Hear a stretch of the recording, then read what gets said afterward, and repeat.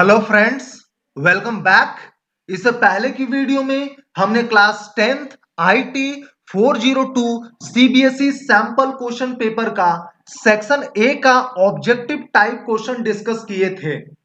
आज की इस वीडियो में हम लोग सेक्शन बी का सब्जेक्टिव टाइप क्वेश्चन डिस्कस करें। तो बिना किसी टाइम वेस्ट किए हम लोग section B subjective type question में आते हैं।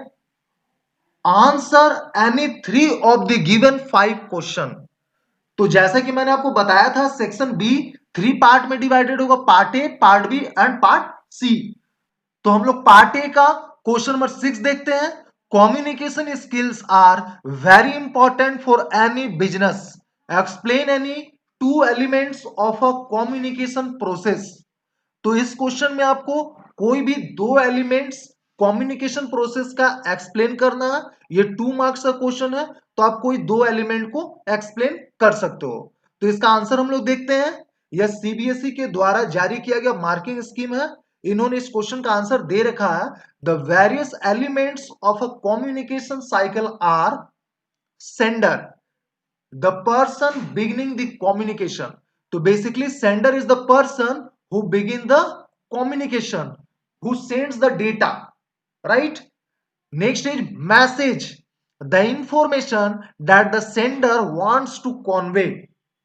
तो बेसिकली मैसेज वो आपका एक्चुअल कंटेंट है या वो इंफॉर्मेशन है जिसको बेसिकली सेंडर कॉन्वे करना चाहता है या वो रिसीवर तक पहुंचाना चाहता है। Next is channel, the means by which the information is sent. तो basically channel is a medium through which data और इंफॉर्मेशन विल ट्रेवल, या आप कह सकते हो चैनल एक ऐसा मीडियम है जिसके थ्रू इंफॉर्मेशन को भेजा जाता है। Next is receiver, the person to whom the message is sent. तो बेसिकली रिसीवर वो पर्सन है जिसको मैसेज भेजा जाता है और वो मैसेज को रिसीव करता है। Next is feedback, the receiver's acknowledgement and response to the message. तो बेसिकली फीडबैक क्या होता है, जब रिसीवर को मैसेज मिल जाता है तो वो जब वो एक्नॉलेज करता है या उस पे रेस्पॉन्ड देता है कि yes I have got the message, that is called feedback.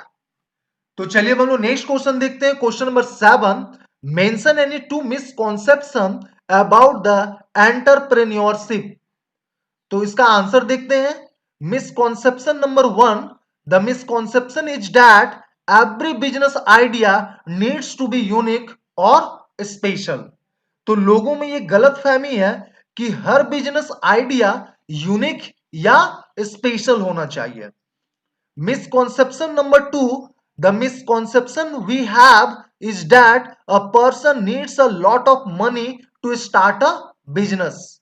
दूसरा भ्रम लोगों में यह है कि लोग सोचते हैं कि हर बिजनेस को स्टार्ट करने के लिए बहुत ज्यादा पैसा होना चाहिए। तो ऐसा बिल्कुल भी नहीं है। Conception number 3, a misconception we have is that only a person having a big business is an entrepreneur.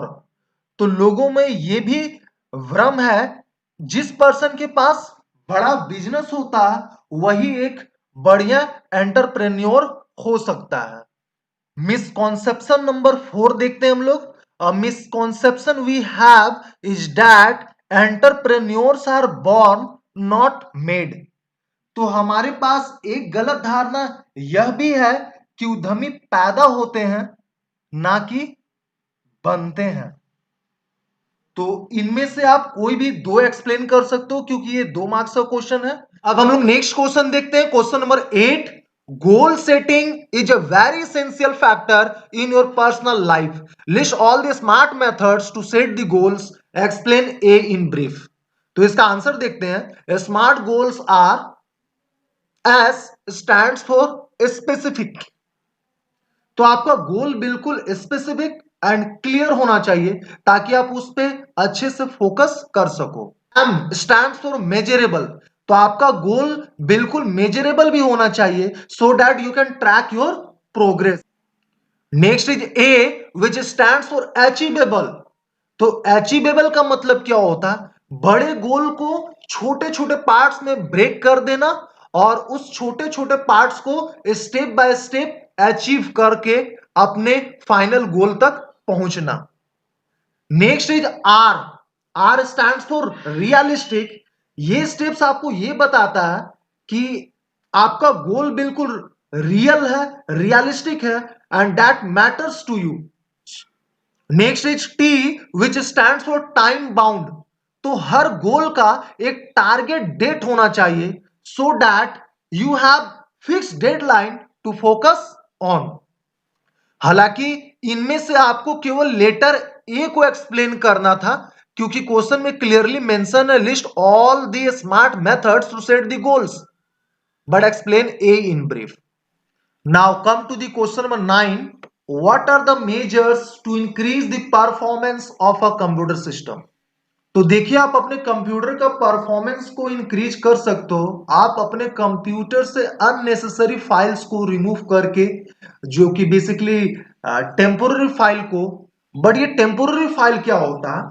Temporary files are basically files which is created by any application software for their internal function. मैं इसे एक example से समझा देता हूं आपको। मान लो अगर आप एमएस वर्ड ओपन करते हो तो एमएस वर्ड अपने इंटरनल फंक्शन के लिए टेम्पोररी फाइल्स क्रिएट कर सकता है, लेकिन जब आप एमएस वर्ड को क्लोज करते हो तो हो सकता है यह टेम्पोररी फाइल्स क्लोज ना हो और यह आपके हार्ड डिस्क में स्पेस भरने का काम कर सकता है, जिससे कि आपको कंप्यूटर में स्टोरेज की कमी हो सकती है और कंप्यूटर स्लो भी पड़ सकता है। इसलिए जरूरी है कि हम टाइम टू टाइम अपने कंप्यूटर से टेम्पोररी फाइल्स को रिमूव करते रहें। तो आप इन टेम्पोररी फाइल को डिस्क क्लीनर सॉफ्टवेयर की मदद से रिमूव कर सकते हो अपने कंप्यूटर से। और यदि आप विंडोज 7, 8 या 10 जैसा ऑपरेटिंग सिस्टम यूज कर रहे हो तो इसमें पहले से इनबिल्ट डिस्क क्लीनर सॉफ्टवेयर होते हैं, आप उनकी मदद से भी टेम्पोररी फाइल को अपने कंप्यूटर से रिमूव कर सकते हो।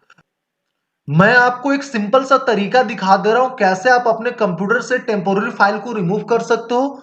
तो इसके लिए सिंपली आपको अपने कीबोर्ड में प्रेस करना होगा विंडो प्लस आर, जिससे आपका रन मेनू ओपन हो जाएगा और यहां पे आपको टाइप करना होगा परसेंट टेम्प और उसके बाद फिर से आपको परसेंट लिख देना होगा and then simply click on okay और हिट द एंटर की। तो आप अभी देख रहे हो ये जो है सारा का सारा आपका सिस्टम का टेम्पोररी फाइल्स है। अब सिंपली आपको करना क्या है, आपको ये सारे फाइल्स को सिलेक्ट कर लेना है by the help of control plus A या माउस की मदद से भी आप सिलेक्ट कर सकते हो और सिंपली आपको अपने कीबोर्ड से डिलीट की प्रेस कर देना है। तो ये सारा का सारा टेम्पोररी फाइल्स जो है आपके सिस्टम से डिलीट हो जाएगा। तो चलिए अब हम लोग नेक्स्ट क्वेश्चन देखते हैं। Question number 10। How can an individual contributes towards sustainable development goals. तो ये काफी इजी क्वेश्चन है, इसका लॉजिकली आंसर आप बहुत कुछ लिख सकते हो। Sustainable development can actually happen only when each one of us works towards it. One has to become a responsible environment citizen who can protect the environment through our own efforts, who can help others to get quality education by reducing inequalities in the society, etc. So, we should protect the environment, we should educate ourselves and others, save electricity, etc. Logically कोई भी आप correct answer लिख सकते हो। आप चाहो तो point wise भी इस क्वेश्चन का आंसर लिख सकते हो। तो इस तरीके से हमने सेक्शन बी पार्ट ए का सारा क्वेश्चन कर लिया। इस वीडियो में हम लोग इतना ही रखते हैं। नेक्स्ट वीडियो में हम लोग पार्ट बी और पार्ट सी का सारा क्वेश्चन को देखेंगे। तब तक के लिए गुड बाय, जय हिंद, जय भारत।